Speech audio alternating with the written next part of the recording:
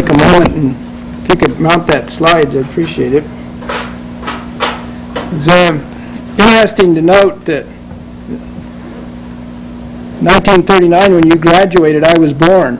And I always wondered how come you knew so much about the 1910 fires.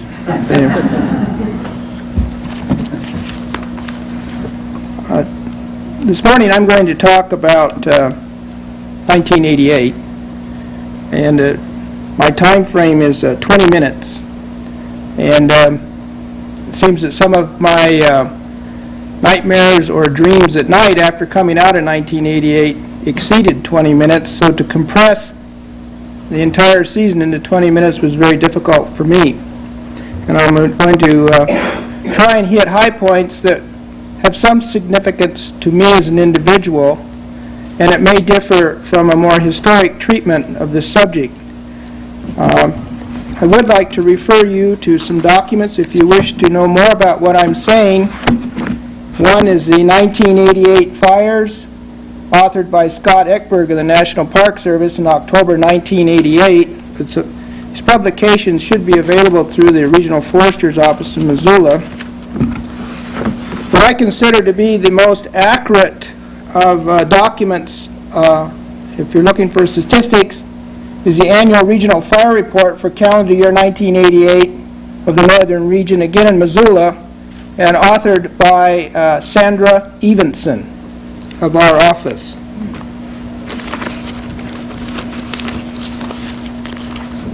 I also have brought some publications called the 1988 Canyon Creek Fire, which was a very controversial fire that occurred here in Montana, escaped out of the Bob Marshall, and copies of this brochure are at the back of the room, and treats the subject of 1988 very well, and in a more historic significance to me talks more about the relationships of wildland fire management as opposed to the control options of 1910. If we could turn the lights off, we'll go to the slides. And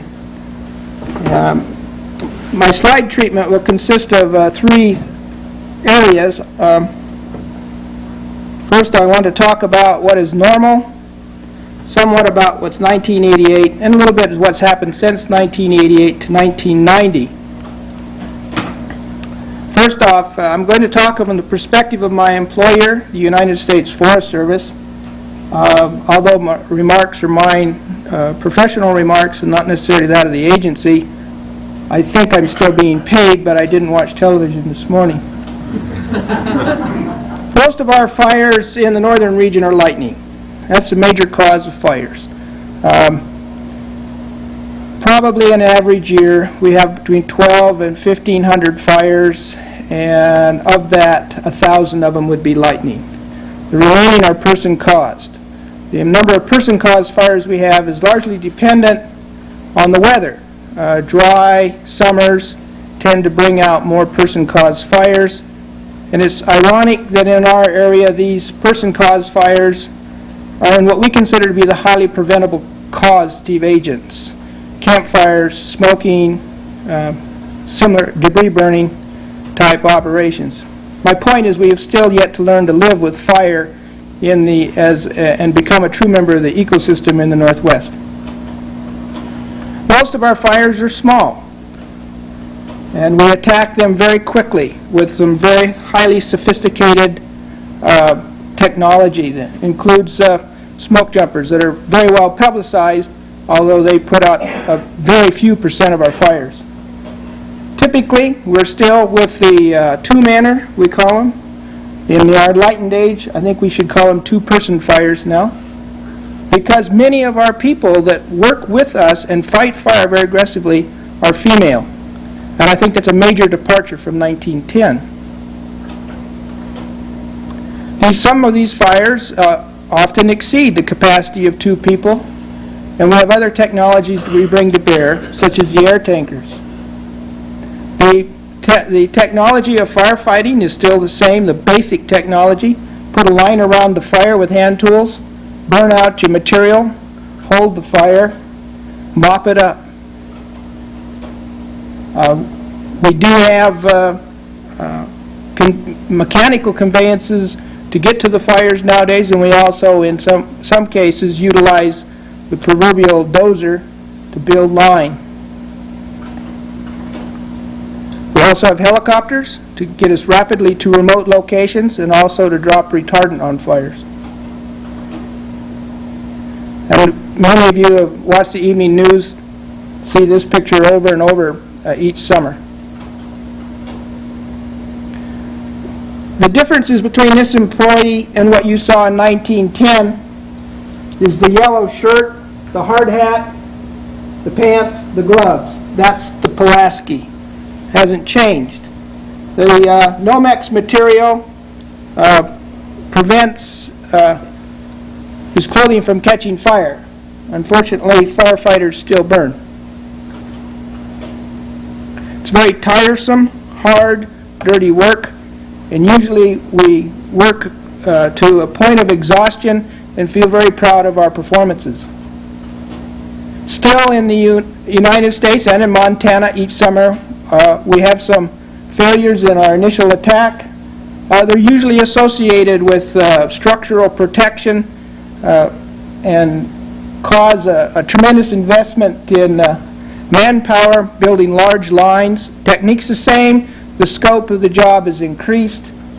We bring in overhead management teams, build small cities, transportation systems, communications, logistics, organize ourselves with clear objectives and apply modern tactics. But the instructions we get is the same as that gentleman got in 1910. Get to the mountain, figure out what you got to do, and put it out. As you can see from this slide, the acres burned by wildfires in the Rocky Mountains in 1910 was over 2 million acres, but you can see that with the effectiveness of our fire suppression efforts and the application of technology, we have consistently reduced our losses below 100,000 acres in our worst years, and generally average about 8 to 15,000 acre loss a year. This has some good effects and bad effects. The good effects are we're protecting life, property, and valuable resources. The bad effects is it also contributes to a buildup of fuels in areas that we are very successful in excluding fire. Now let's talk something about 1988. 1988 actually started in the preceding October and November of 1987 when we had a deficit rainfall. This deficit moisture leading into our early fires that occurred in as early as February in Whitehall, Montana, and we lost 39 structures and something in the neighborhood of about 3,000 acres. Fires throughout Montana, became a very common sight, the standing convection column over a aggressive fire in stands, heavy stands of timber in the western Montana. But we should not overlook that in eastern Montana, the northern Cheyenne country, Lewistown, and areas in that, we had several large fires that went to as high as 50,000 acres.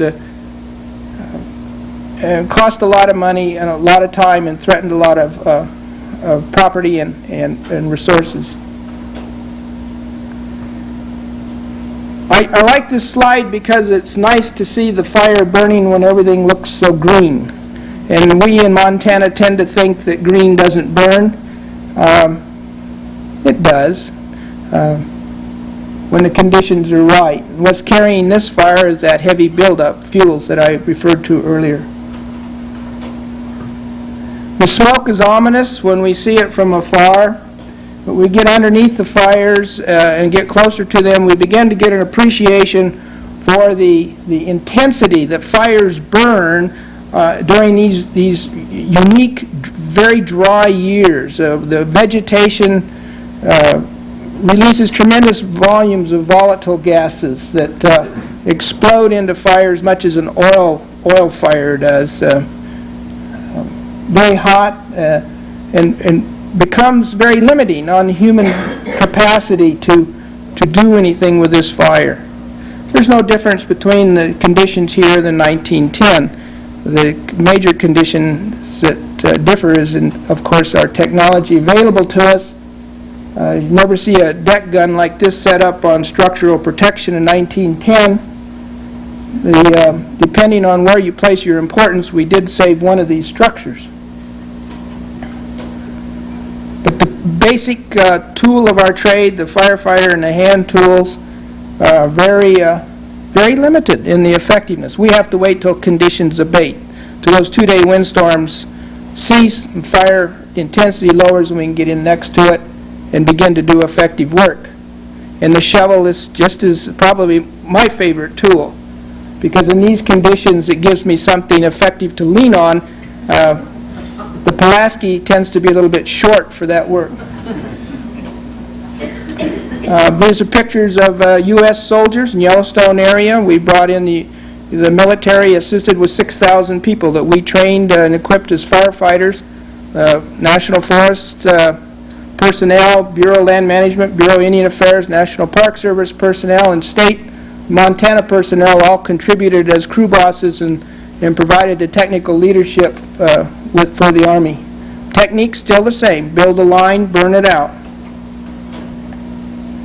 Another interesting phenomenon that occurs that causes great damage is the windstorms. Here you see the effect of winds aloft on a fire. One of the advantages we have today is satellite photography. When Mr. Hardy was fighting fire in 1910, he didn't have a satellite. I wish to point out this ribbon of smoke. See the twisting effect of that smoke? It looks like a tornado laying on its side. See the banding of that's very high winds. That's the jet stream coming across the Yellowstone area. This is Yellowstone down here. This fire here is the Canyon Creek fire. When this photo was taken, the Canyon Creek fire burned 180,000 acres in one day. That's a very significant run. The intensity, the duration, length of that fire, it's the same thing as occurred historically. We know clear back to in 1870s in our area. Tremendous amount of energy release. We often refer to this wind as a rare event. Professionally, I don't subscribe to that. I believe this is the first time we've had a smoke bomb large enough for it to show up. And I, as a professional firefighter, have experienced these winds before, and I will certainly be looking for them in the future. Little editorializing. Under those conditions, of course, we are very ineffective, and we have the technology to recognize when these situations are occurring through our fire weather forecasters. We have the technology to monitor our situations. We all know the results. And when these conditions occur, this is the kind of intensity that you have under the fire. And you can see those people leaning on their shovels there. At this point, I'm going to use another little bit of technology that's available to us. It's video, and I want to get across to you the feelings I have when I'm in this situation, or my peers are in this situation. So if you bear with me for a moment.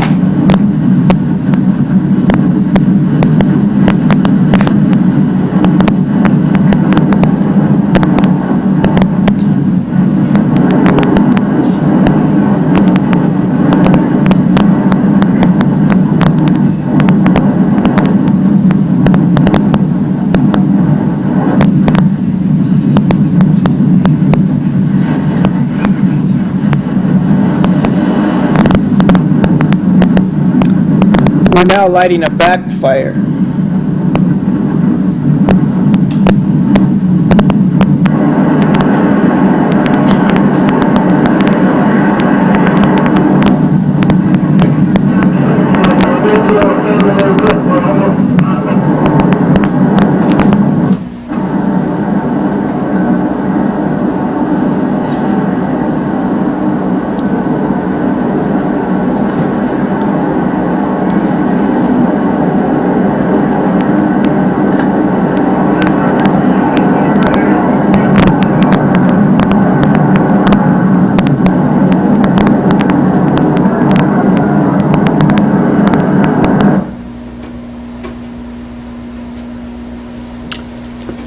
I was assigned as area commander to the greater Yellowstone area to organize the firefighting and suppression efforts, and after about 2 weeks, we had about 175 or 80,000 acres on fire, probably the most remote boreal forest in outside of Canada and Alaska. I was asked the question, why aren't we putting these fires out? I'll leave the answer of that up to you.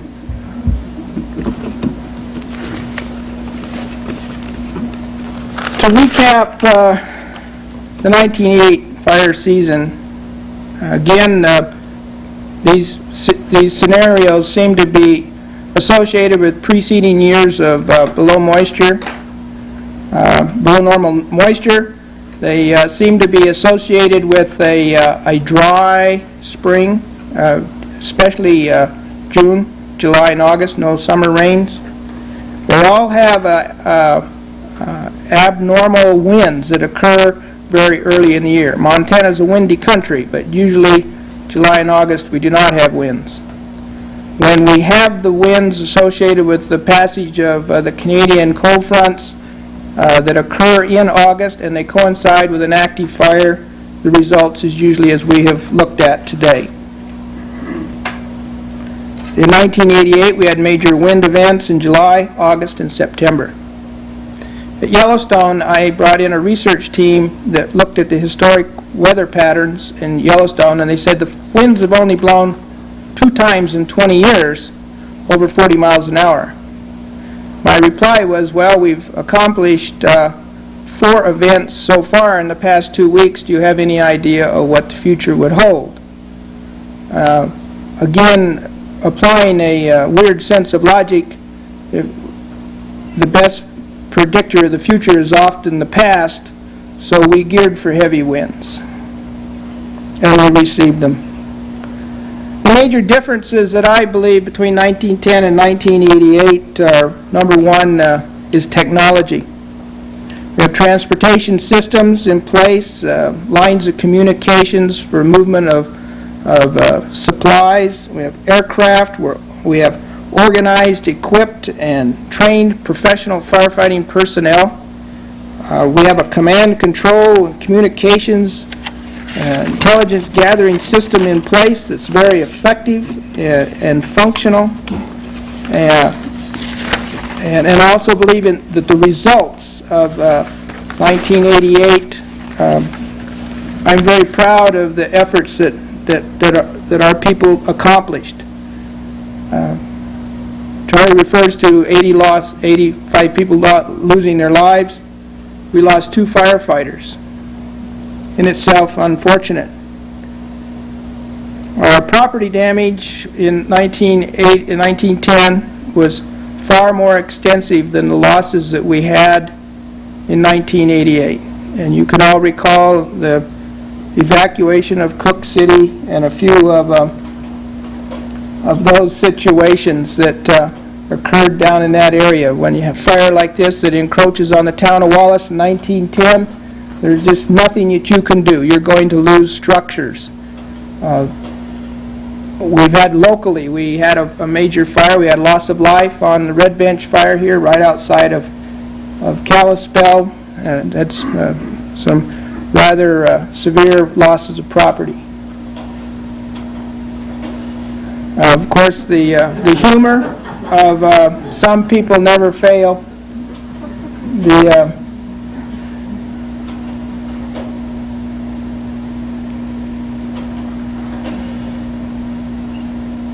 We always get treated very well wherever we go by those we try to help. When I saw that sign, I drove down the highway, it's not over till it's over, and when I saw this slide, I related to this individual. I don't know what he's thinking, but I could still relate to him.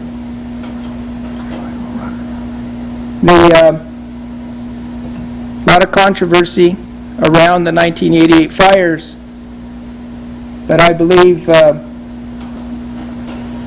when the sun rises again on the forests in Montana, that this sequence is going to continue, that man has to learn to live in an environment where fire will always be with us, and we have to learn to live with fire, not against fire. Thank you very much.